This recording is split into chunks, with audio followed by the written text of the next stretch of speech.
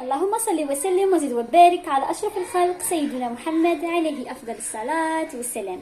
اليوم ان شاء الله في هذا الفيديو حبيت نعرف صديقاتي على هذه الماده الرائعه الفانيليا الطبيعيه. يعني بزاف ناس اللي بالك ما يعرفوهاش. الله هذه هي دغنيغمون الحمد لله تلقيتها عندنا يعني في المنطقه اللي نسكن فيها.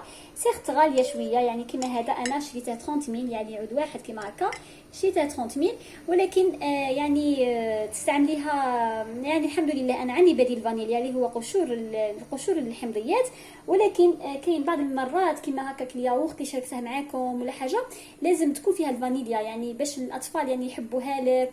ودي فوا كيما هكا نزيدو كيما ديك النهار زدتها يعني تزيدي هكا دي فوا روب ولا حاجه يعني ماشي يعني سائل، يعني لازم تكون حاجه دي فوا هكا بودر وكاع. الوغ هذه هي البديل الرائع اللي يعني الفانيليا. هذه فانيليا طبيعيه يعني ما تخافيش منها ما حتى حاجه، برك هي زعما يعني شويه غاليه وما تلاقيهاش يعني في يعني تلاقيها في لي غون سوبيرات ولا ما تلاقيهاش يعني وين ما تحوسي تلاقيها. الوغ كان هذا هو الفيديو حبيباتي. برك هنا اللي بغيت نوريكم هنا هذه اون فوا تكمليها يعني ديري مقدار قليل يعني كما هذه انا ندير منها عده مرات 4 مرات ولا اكثر.